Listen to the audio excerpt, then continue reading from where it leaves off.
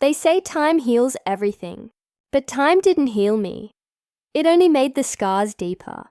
I used to trust her, every smile, every word, every tear, until one lie, one simple twisted lie, destroyed everything I had built. I lost my job. My friends vanished. My family stopped believing in me, and she stood there, acting like the victim of a story she created. But you see, life doesn't end where lies begin. Sometimes, karma writes its own ending, slowly, silently, perfectly. And when it came for her, it didn't whisper. It screamed. This is the story of how lies can ruin a man, and how truth can rise from the ashes. But before I continue, make sure you're subscribed to the Revenge by Sophia channel, and let me know in the comments where you're watching from. We love to see how far our stories travel. The morning sun used to pour gently through my window, painting my small apartment in shades of gold. I remember the sound of coffee bubbling on the stove, the faint hum of city life below, and the warmth of peace I felt before everything changed. Life was simple: work, friends, laughter. And then there was her. She came into my life like a quiet melody, someone who made the world seem softer, brighter. Her smile had a way of disarming me, and her eyes carried stories she never told. Stories I wanted to understand. I thought I had found the missing piece of my life. But sometimes, the things that feel too perfect are the ones hiding the sharpest edges. Looking back now, I wonder, was peace ever real, or just the silence before the chaos began? Her name was Claire. We met on a rainy afternoon at a coffee shop, both waiting for the storm to pass. She laughed when thunder struck, as if fear itself amused her. I remember thinking, she's different. We started meeting often. Walks in the park, long talks under streetlights, shared secrets whispered into the night. She had a way of making me feel seen, understood, and for the first time in years, I trusted someone completely. Friends said we looked perfect together, and maybe we did. Two souls drawn together by something deeper than love. But even in her warmth, there were moments when her gaze lingered too long, like she was measuring me, not loving me. If only I had listened to that quiet voice that whispered, "Something isn't right." As weeks turned into months, small things began to change. Things that didn't make sense. She started asking strange questions about my work, about my colleagues, about my boss. At first, I thought it was curiosity, maybe even care. But there was a sharpness in her tone, something hidden behind her sweetness. One night, while I was asleep, I woke to see her on my laptop, typing quickly before she shut it. "Just checking something," she said with a smile that didn't reach her eyes. I wanted to believe her, so I did, because love blinds you in the softest ways. But that night, as she turned off the light and lay beside me, I couldn't shake the thought. What was she really looking for? It started with something small, a missing message, a strange silence. One morning, my manager called me into his office, his voice colder than usual. "Someone's been spreading rumors," he said, "about you and the company's funds." My stomach tightened. I had no idea what he meant. When I looked at Claire that evening, she avoided my eyes, pretending not to notice my trembling hands. She asked, almost too casually, "What did they say?" Her tone was light, but her eyes, they were watching every flicker of fear in mine. That night, while I lay awake, I couldn't stop thinking about her strange calmness. Was it just bad luck, or was the storm already building, one lie at a time? Within days, whispers began to fill every corner of my life. Friends stopped calling. My colleagues' smiles became forced. I could feel their eyes on me, heavy with judgment and curiosity. Then came the blow. An anonymous email sent to my boss, accusing me of stealing project data and leaking it for money. I was stunned, desperate to prove my innocence.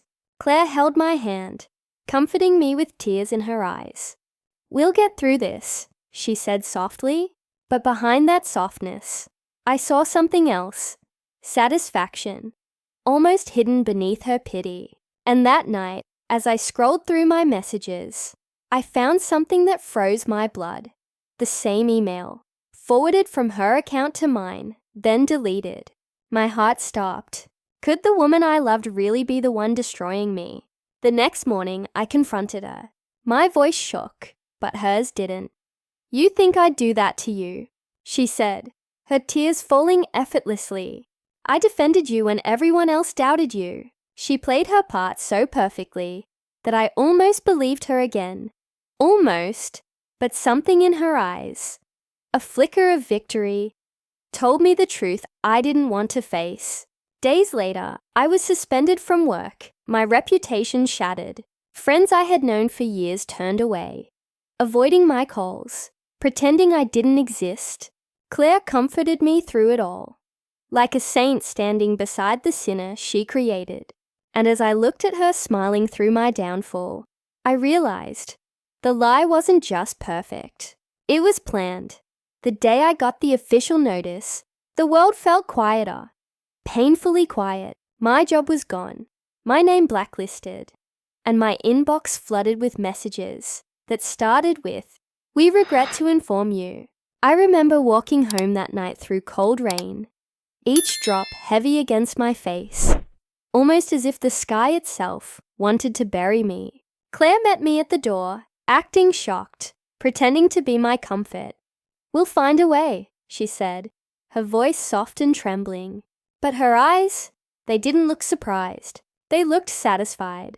I wanted to scream, to ask why, but the words wouldn't come. When I looked at her that night, I realized the truth was no longer hidden. It was sitting right beside me, wearing my lover's smile. How do you fight a storm when the storm is someone you once called home? Days turned into weeks, and I became a ghost in my own life. People crossed the street to avoid me. My phone stayed silent. Even my parents, hurt and confused, didn't know what to believe anymore. Claire kept visiting, pretending to help, bringing food, offering advice, whispering false hope into the cracks of my broken heart. But each word from her lips felt like poison. I could see the shift. She was thriving on my collapse, wearing my pain like a secret crown. One evening, she said softly, "You should just move on. Start somewhere new." And I saw it clearly. She didn't want to help me rebuild. She wanted to erase me. That night, for the first time, I looked into her eyes and saw the enemy I had loved. It all came crashing down when the police showed up at my door. Someone had tipped them off. A file linked to my name, found on a public server. It was the final blow. I remember sitting in that interrogation room, the white lights buzzing above me, my reflection trembling in the metal table. I was innocent, but proof didn't matter anymore. My name was dirt. When I got home, she was there. Tears, hugs, and soft words of comfort that felt rehearsed. I wanted to believe she was innocent too, that this was just cruel fate. But deep inside, something dark began to wake. Something patient, quiet, and watching. And as she kissed my cheek goodnight, I whispered to myself, "Karma will find you." After the chaos settled, I did the only thing I could. I disappeared. My apartment, once full of laughter and warmth, turned into a graveyard of memories. I left everything behind. My job, my friends, even my name. The city that once felt alive, now pulsed with whispers I couldn't bear to hear. I moved to a small town far away, where no one knew who I was or what I had been accused of. The silence was strange at first, too heavy, too empty. But in that silence, I could finally breathe. Each night, I sat alone by the window, watching the world move on without me. Yet deep inside, one thought haunted me. If she could destroy me so easily, what would she do next? And to whom? The days bled into each other. I barely spoke to anyone, surviving on instant noodles and memories that refused to fade. The sound of rain tapping on the roof became my only companion. Sometimes I'd dream of her, Claire's voice whispering apologies, her hand reaching out from the dark, her eyes, cold and unreadable. I'd wake up drenched in sweat, gasping for air, unsure if I was losing my mind or just reliving the past. I tried to write, to explain everything in a journal, but every sentence ended the same way. She lied. Those 2 words followed me everywhere. And one night, as I stared at her name in my phone, I asked myself, should I forgive her? Or wait for the universe to decide her fate? I deleted my social media, changed my number, and moved again, deeper into the countryside, where even the air felt untouched by lies. The days were silent, and in that silence, I found something close to peace. But peace doesn't erase pain. It just hides it beneath the surface. I'd walk through the woods every morning, listening to the leaves whisper in the wind, a reminder that everything eventually falls. I wasn't angry anymore. I was patient, watching, waiting, because I knew life has its own way of balancing things, one quiet moment at a time. And as I watched the sun sink below the trees, I whispered to the wind. I built a small life for myself, not one of success or fame, but of peace and distance. I found work at a repair shop, fixing old radios and watches. Machines were simple. When something broke, you could see the damage, touch it, fix it. Unlike people, every morning I'd open the shop, smell the scent of metal and oil, and pretend the world hadn't forgotten me. But some nights, curiosity crept in like a shadow. I'd search her name again, Claire Monroe. Her face still glowed online.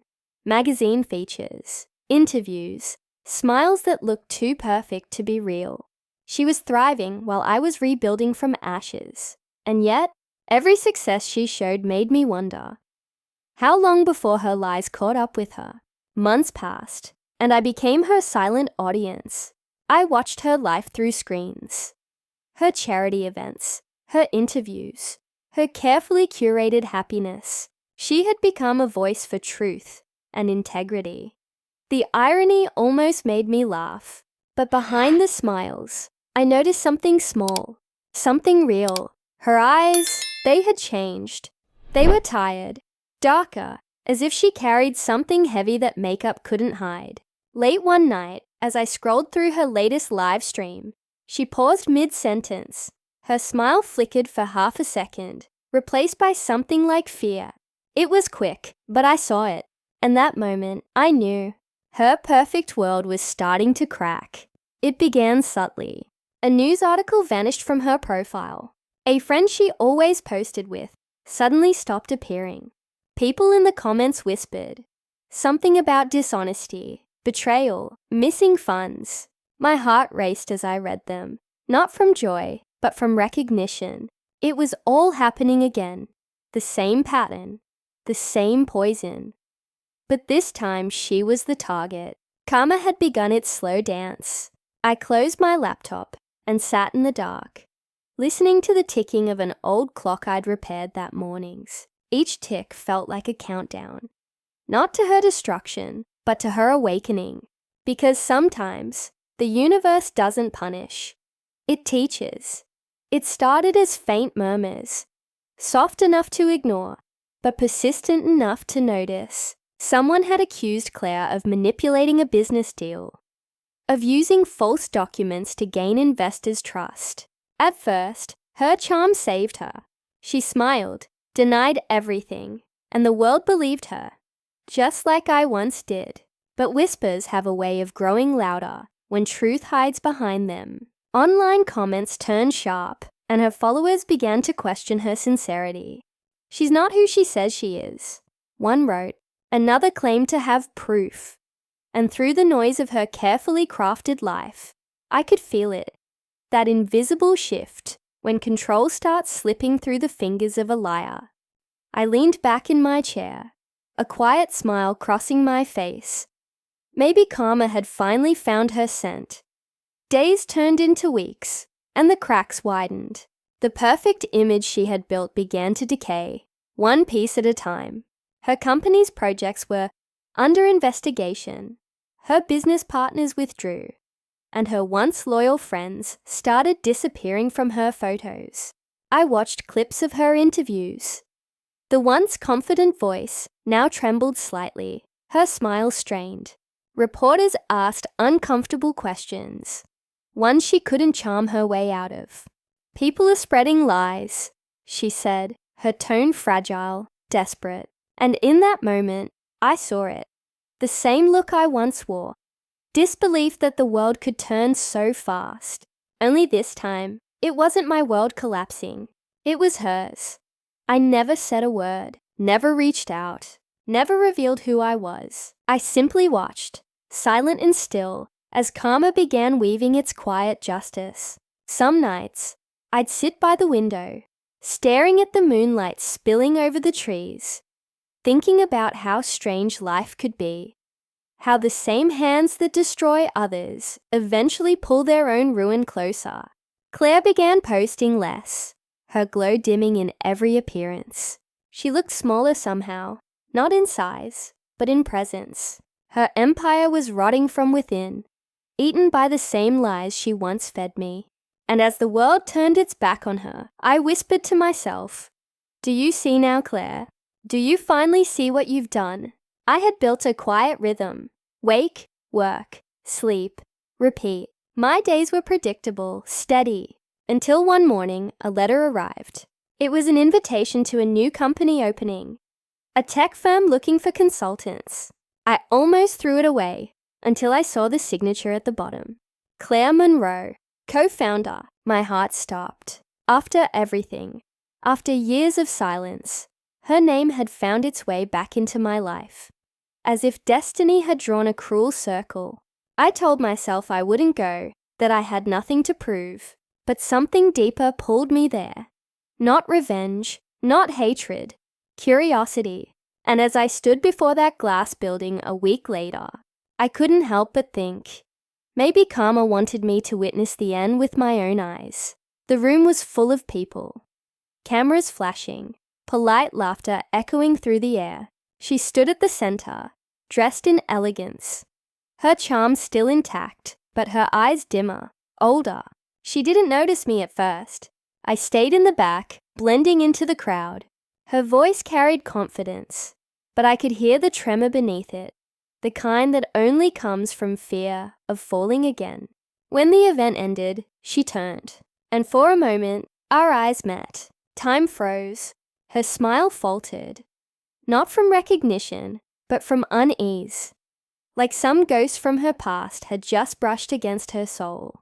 And in that single glance, I knew she could feel me there, even if she didn't remember my face yet. Later that evening, as the guests left, I stayed behind to speak with one of her partners.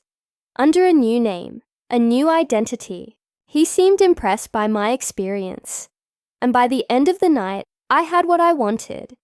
A position inside her company, not to destroy her, but to watch, to see what time had done to her. As I walked past her office that night, I heard her voice, sharp and tense, arguing with someone over the phone. The same commanding tone, the same coldness. Nothing had changed. And yet, something told me, this time, the walls she built would crumble from the inside.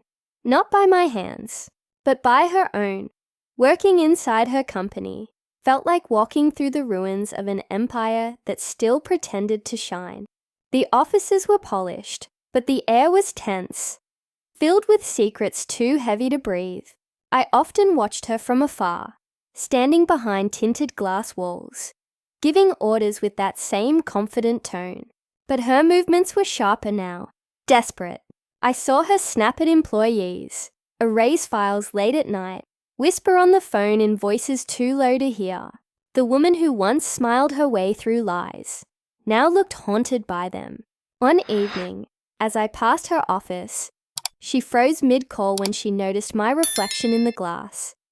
Just for a moment, then forced a shaky smile. I turned away, but inside, I felt it. The truth was starting to claw its way out. It didn't take long for me to see the pattern. Fake numbers, altered contracts, Money moving into accounts that didn't belong.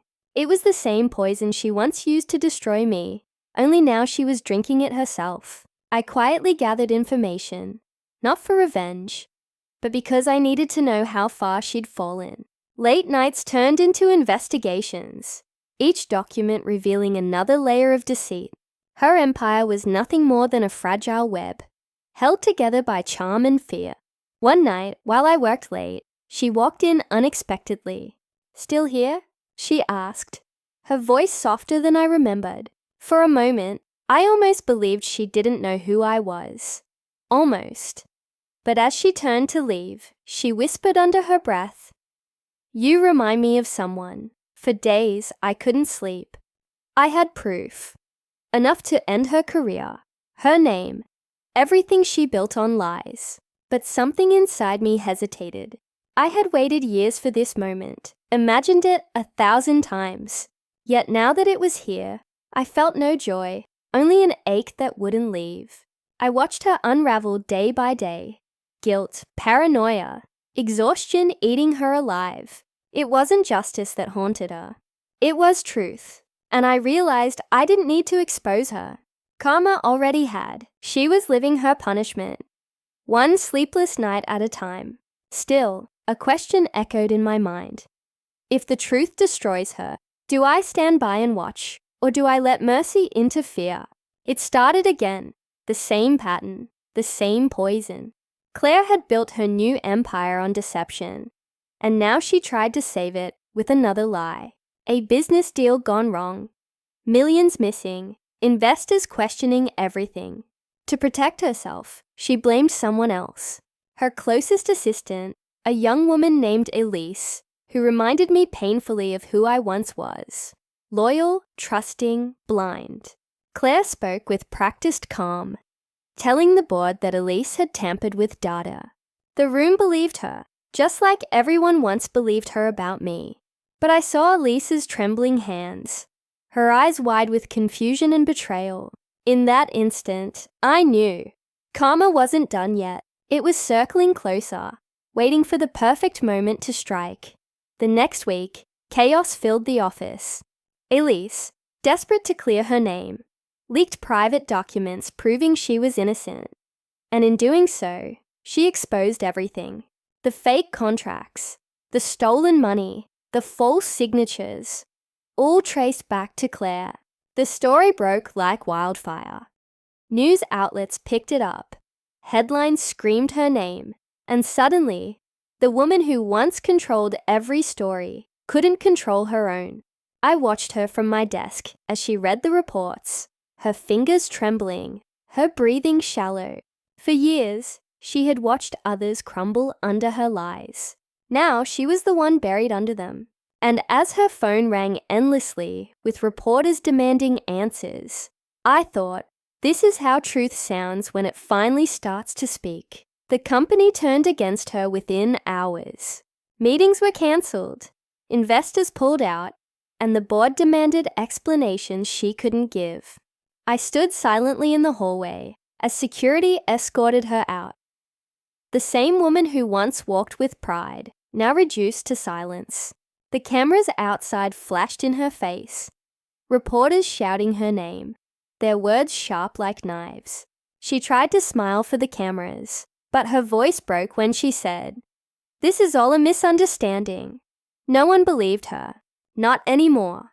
That night, the news replayed her downfall over and over. Her face pale, her empire gone.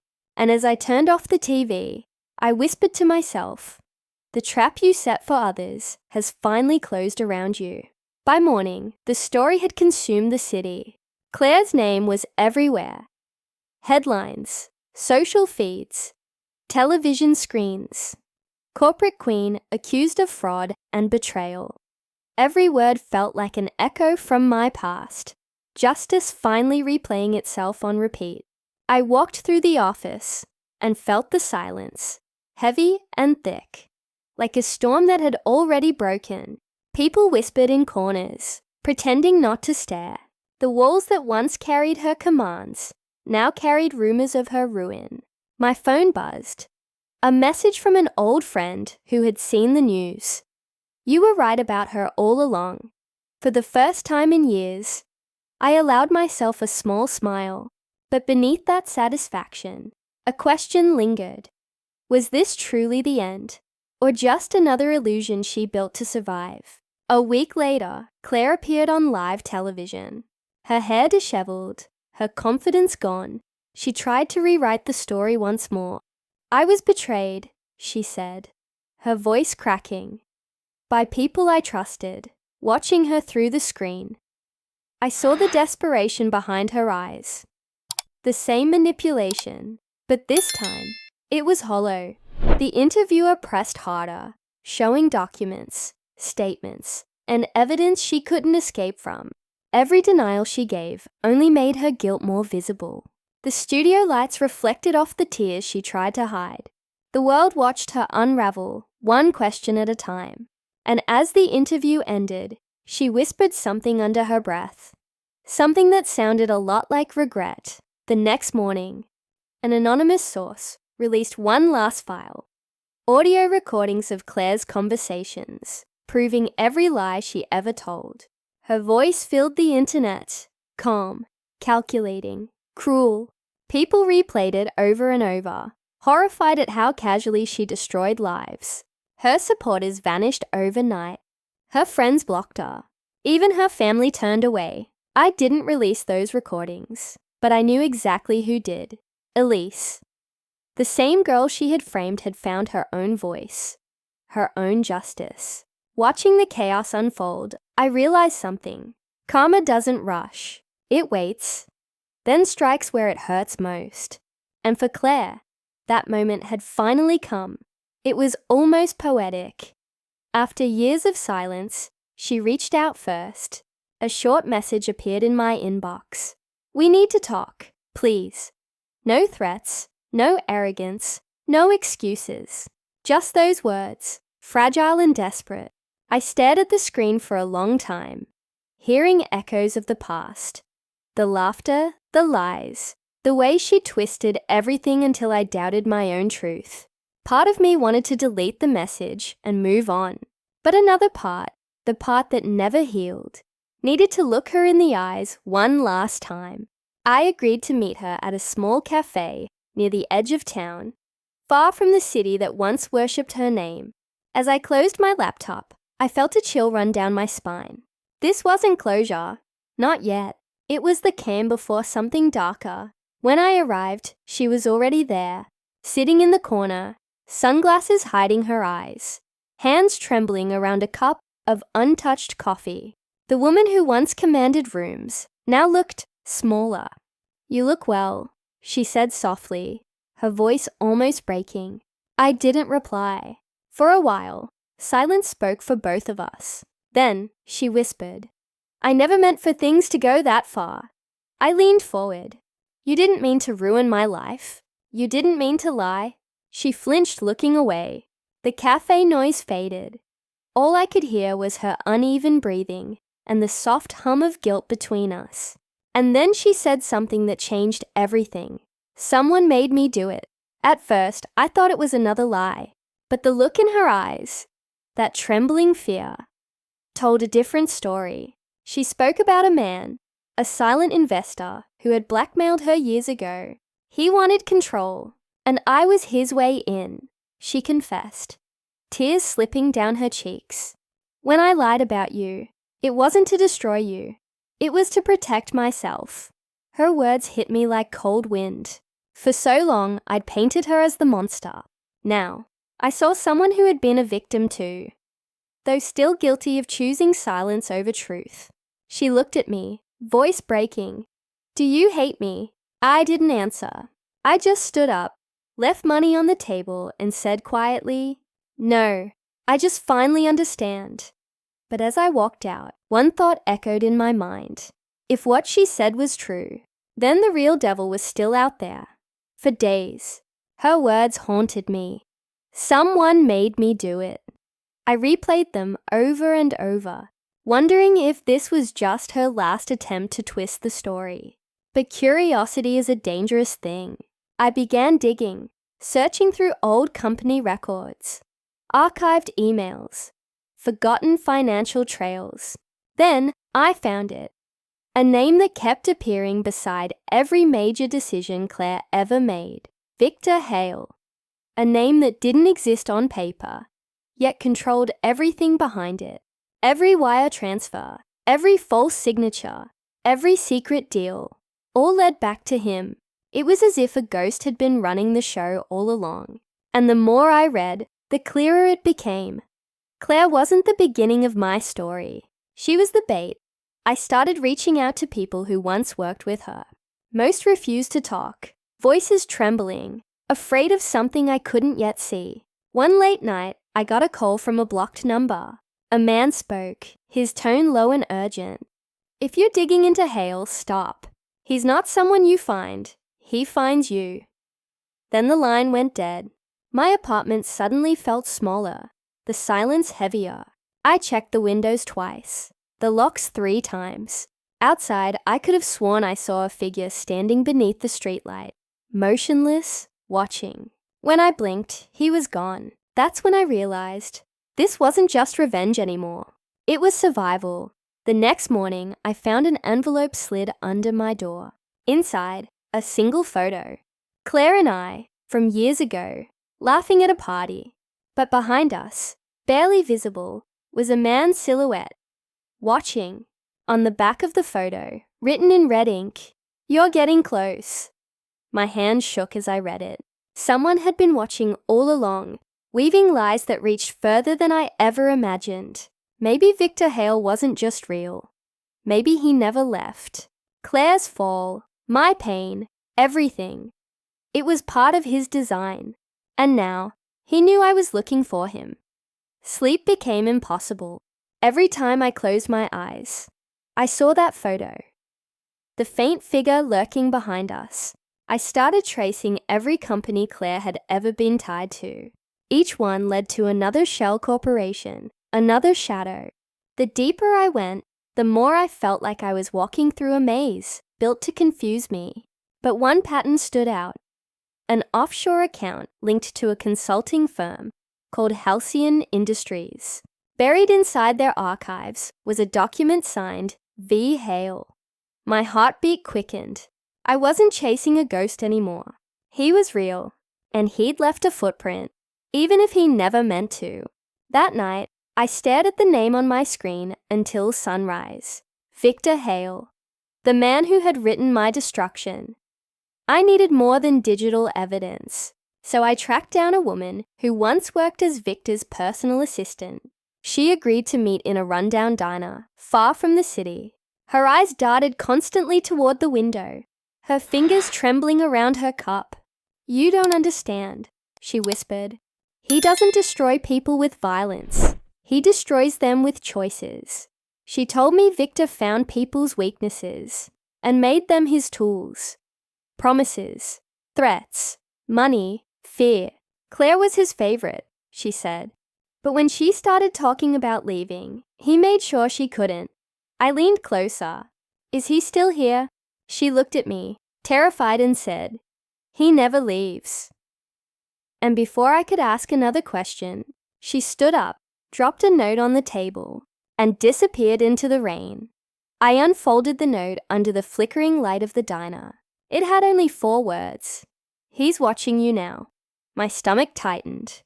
I looked around. The place was nearly empty, but in the corner booth, a man sat alone, his face hidden behind a newspaper.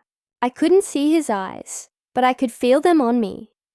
Every instinct screamed to run, but I forced myself to stand and walk out slowly, pretending not to notice. Outside, the air felt heavier, colder.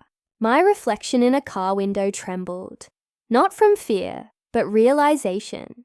Victor Hale wasn't a myth. He was already in my story, and he'd been there far longer than I knew. The next few days blurred together. Endless research, sleepless nights, and a growing paranoia that wouldn't let go. Every sound in my apartment made me flinch. But then, buried in an old financial audit, I found it. A single transfer from Halcyon Industries. Made to my own account. Years ago. My chest tightened. It was dated just days before Claire's betrayal began. That meant he'd been pulling my strings too. Not just hers. I wasn't just a victim of Claire's lie. I was part of Victor Hale's experiment. Every choice I thought I made freely had been quietly orchestrated. The truth wasn't setting me free. It was tightening the noose. I returned to the old cafe where I'd last seen Claire. It was almost empty, except for one man sitting near the window, calm and unreadable. When I walked in, he looked up and smiled. That slow, deliberate smile that chills your blood. "You've been looking for me," he said. His voice was smooth, practiced, the kind that could convince anyone of anything. "Why?" I asked, my voice sharper than I expected. He shrugged. "Because people always want to believe they're in control." I froze. "You ruined our lives." He leaned forward. "No, I gave you choices. Claire chose lies. You chose vengeance. I just watched." And in that moment, I realized he didn't destroy people with power. He destroyed them with truth. Victor stood up, adjusted his coat, and said quietly, "You think karma came for Claire, but karma doesn't exist. People do." He slid an envelope across the table and walked away before I could respond. My hands trembled as I opened it. Inside were photos. Me, years ago, sitting beside Claire, smiling, unaware of the storm ahead. On the back of one, a single line was written in Victor's neat handwriting. "You were my test subject. And you passed." My breath caught. Passed? Passed what? I ran outside, but he was gone. Vanished into the crowd like smoke. And for the first time, I understood. Karma hadn't found Claire. Victor had. After that meeting, I couldn't think of anything else. Victor's words echoed in my mind. You were my test subject. He had controlled everything from the shadows. Not out of hatred, but out of curiosity. To see how far human weakness could go. I decided I would end it. Not with violence, not with fear, but with truth. For weeks, I gathered every piece of evidence I could find. Hidden recordings, documents from Claire's downfall, witness statements from those he'd broken. I built a trail so solid, even his power couldn't erase it. The night before I released it all, I sat in the dark and whispered, "You wanted to watch? Then watch this." And I pressed upload. It spread faster than I could have imagined. Every secret, every manipulation, every ruined life. Now public for the world to see. Victor Hale was no longer a shadow. He was a name on every screen. A face people would never forget. Journalists dug deeper. Law enforcement reopened cases. And the people he once controlled began to speak. The more they spoke, the more the truth grew. Unstoppable, burning through his legacy like wildfire. Within a week, Halcyon Industries collapsed. Victor vanished, but this time, the silence didn't protect him. It condemned him.